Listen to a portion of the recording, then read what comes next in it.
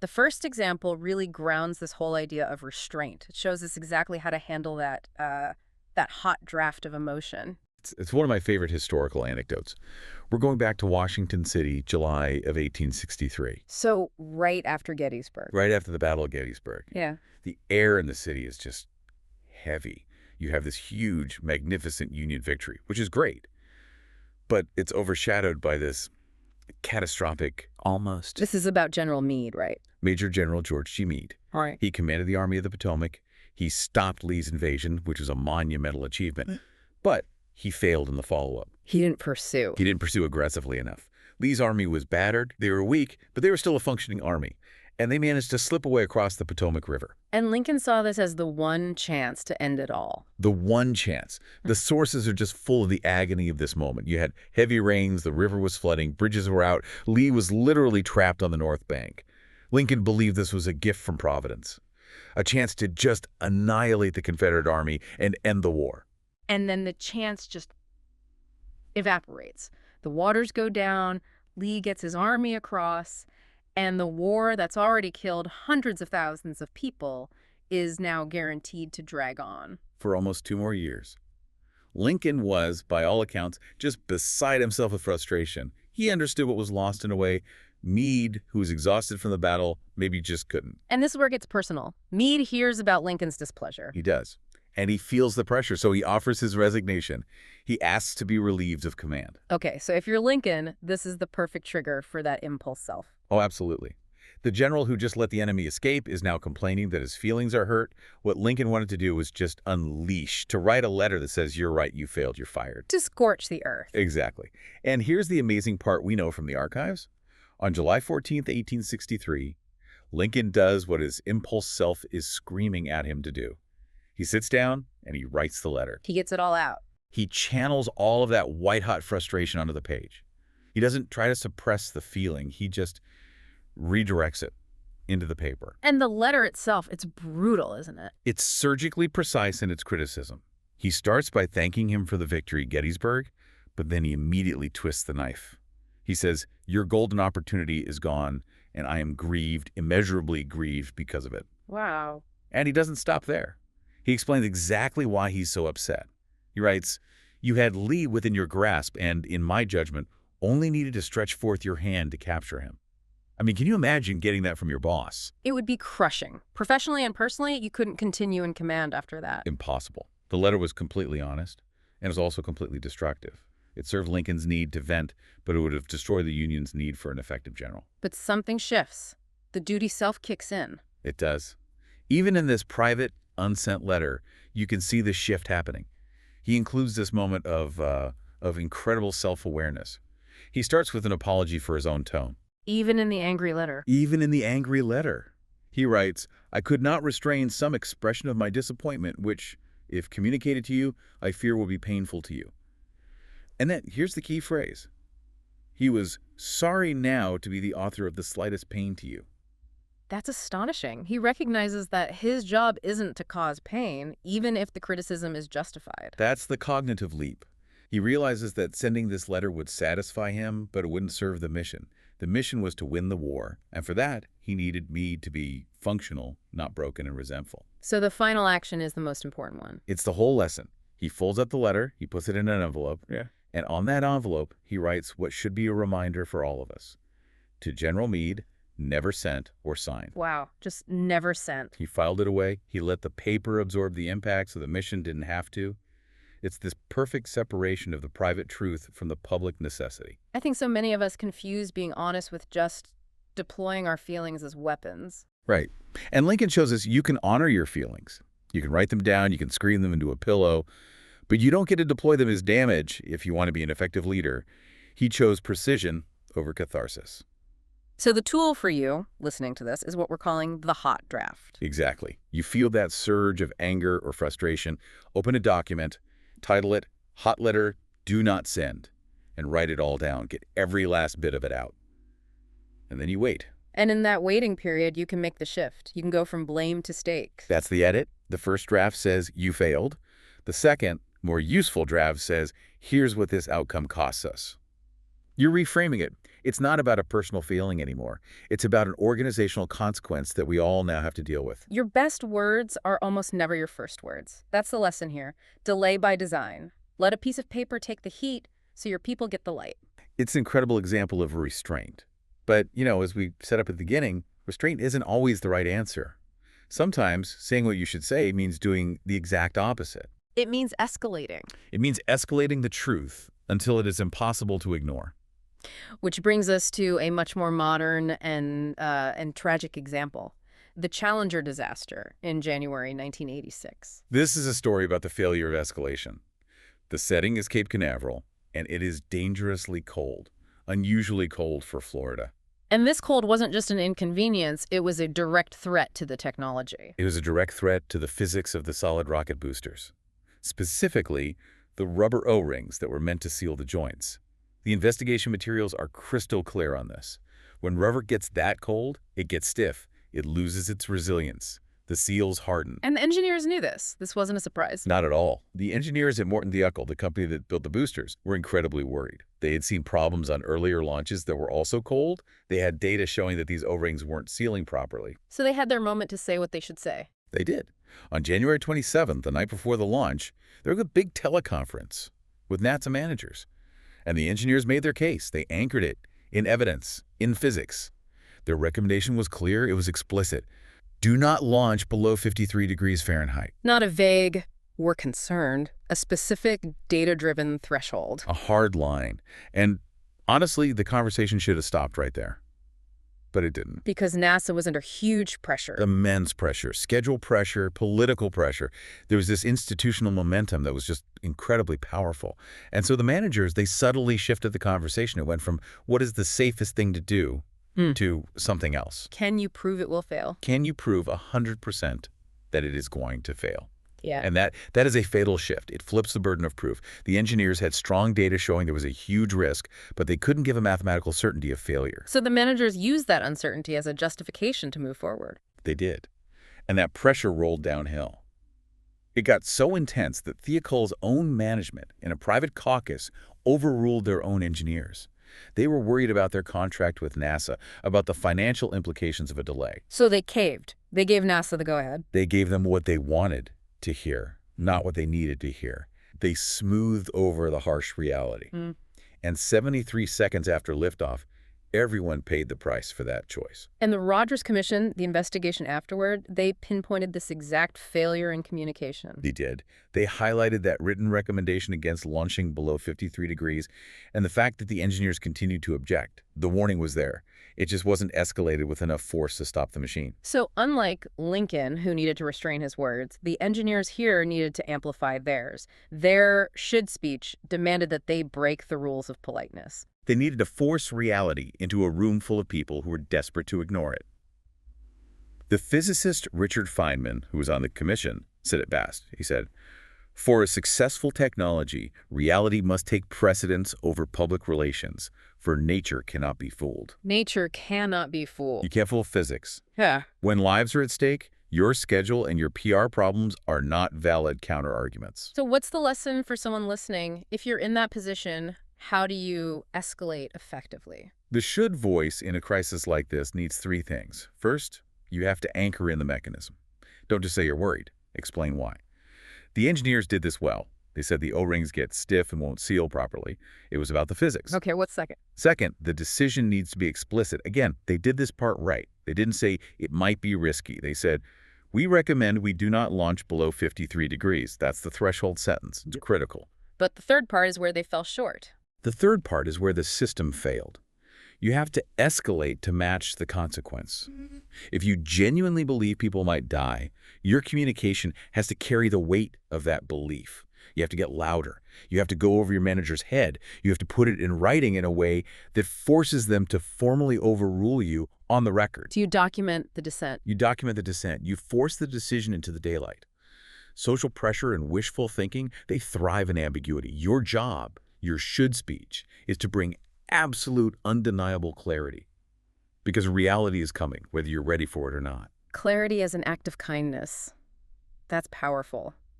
This moves us from, life and death crises to crises of reputation, which can feel just as dire in the moment. It does. We're moving to a case where a leader chose to speak a truth that was, frankly, professionally embarrassing. We're talking about pizza. We are talking about Domino's Pizza in Ann Arbor back in 2009.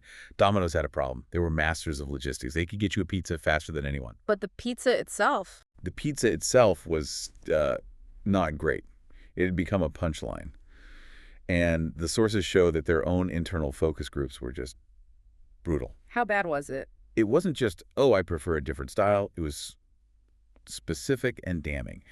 Customers said the crust tasted like cardboard and that the sauce tastes like ketchup. Ouch. Cardboard and ketchup. That's a fundamental product failure. It's a complete failure.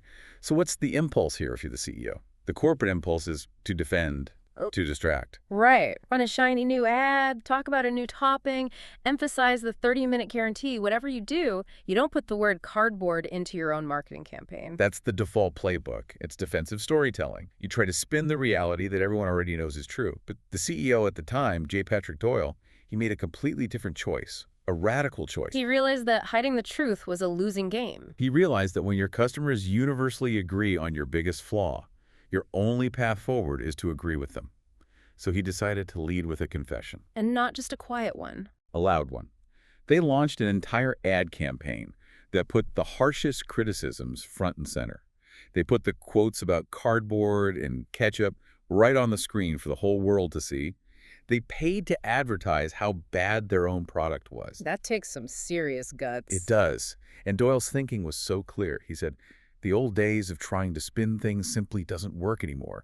He knew the trust was gone, and the only way to get it back was through, just shocking honesty. So the strategy here, it boils down to this idea that truth plus repair beats spin plus delay. That's it, exactly.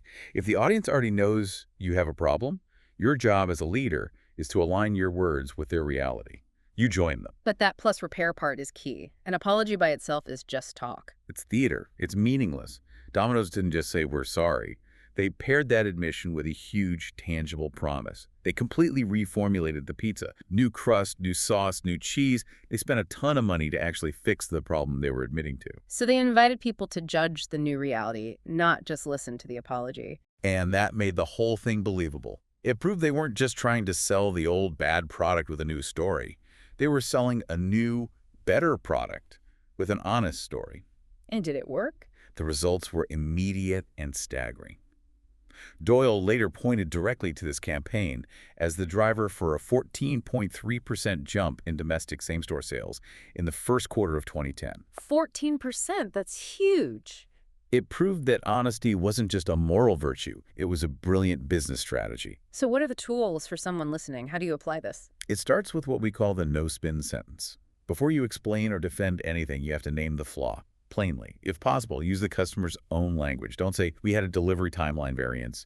Say, we were late and we're sorry. And you have to pair that confession with a specific change. Every time.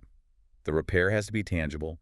Domino's changed the actual food. Right. If you mess up an order, you send a new one for free. The action has to be as real as the problem was. And finally, you have to be able to measure the improvement. You have to publish the metric. If you promise to be better, show the numbers that prove you're getting better. Sales, customer satisfaction, error rates, whatever it is. Trust begins the moment you stop defending a position and start describing reality and what you're doing to change it. That level of public vulnerability is pretty rare.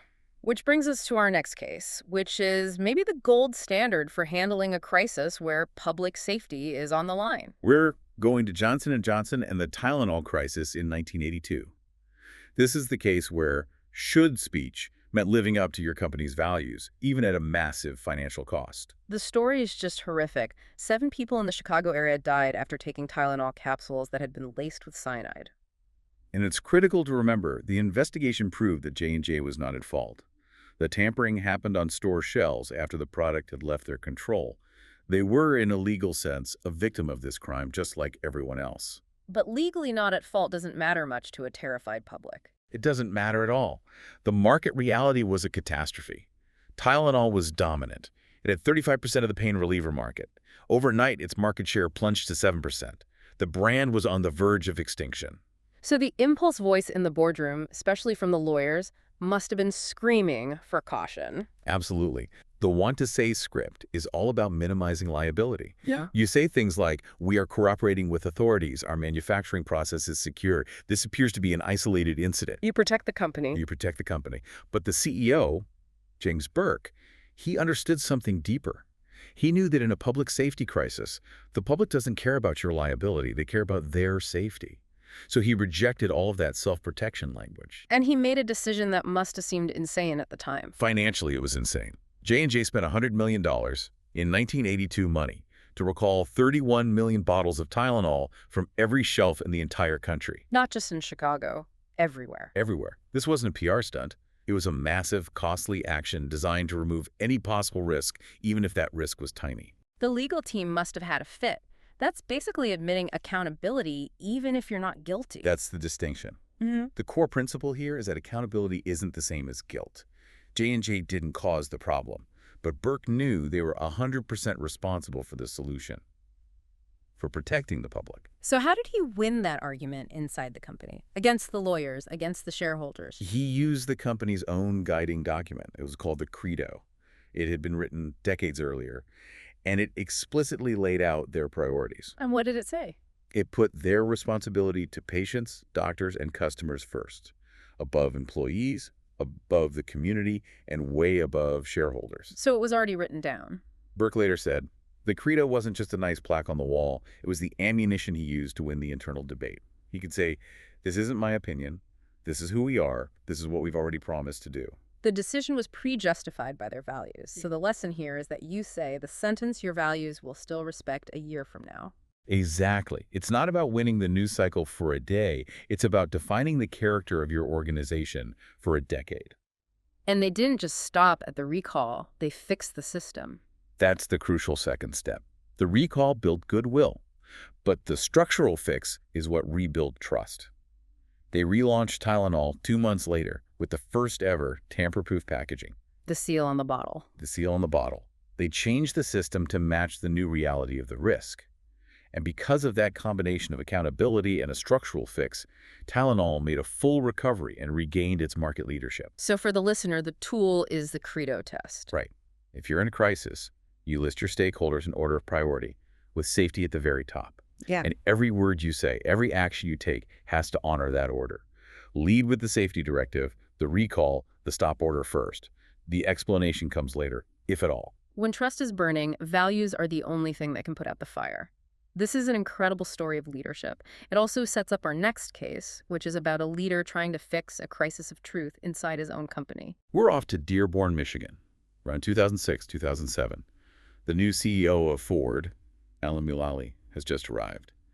And Ford is in a death spiral. They were losing an unbelievable amount of money. On track to lose something like $17 billion in a single year. Yeah. It was an existential crisis. But the financial numbers weren't even the deepest problem Mulally found. Not even close. Yeah. The deepest problem was the culture that was hiding the financial numbers. He would go into these big weekly executive meetings, the business plan review. Hey, what would he see? You'd see a sea of green. They used a simple color code for project status: green, yellow, red.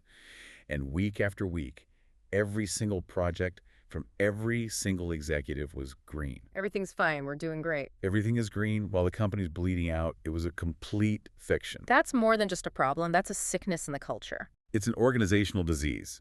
The culture at Ford had taught very smart, very capable people a terrible lesson. Telling the truth gets you punished. Admitting you have a problem, showing a red slide, could mean getting fired or sidelined. So they performed optimism to survive. And Mulally knew this was impossible. He knew you can't fix problems you can't see. He had a great line, you can't manage a secret. If all the bad news is hidden, the organization isn't safer. It just becomes more fragile, more likely to be completely surprised by disaster. So he had to change the culture. But you can't just order people to be honest. You have to prove it safe. You have to change the consequences. And that leads to this one incredible, pivotal moment in a meeting. An executive named Mark Fields decides to test him. He does. He's responsible for a new product, and he decides to see if Mulally is for real. He puts up his presentation, and on one of his slides, there's a big, unmistakable block of red. He's flagging a major problem. You can just imagine the tension in that room. The air must have just sucked out of it. Absolute silence. Everyone is waiting for the explosion. They're waiting for Mullally to do what Ford executives always did: grill him, blame him, punish him for the failure. That's the impulse, to demand, why is this late? Who screwed up? Right, the response that reinforces fear. But Mullally understood that what he should say, what a culture needed to hear, was something completely different. He had to make reality safe. So what did he do? He stood up, and he started to clap. He applauded the red slide. He applauded it. And his words completely reset the culture in that instant. He said, "Thank you for the transparency. Mark, what can we all do to help?" Wow. From blame to help. In one sentence, the applause sent a message that echoed through the entire company. In this room, red isn't failure, red is leadership. Red is a request for help. He created psychological safety. And it worked. It was instantaneous. Mullally said the very next week, the presentation deck looked like a rainbow.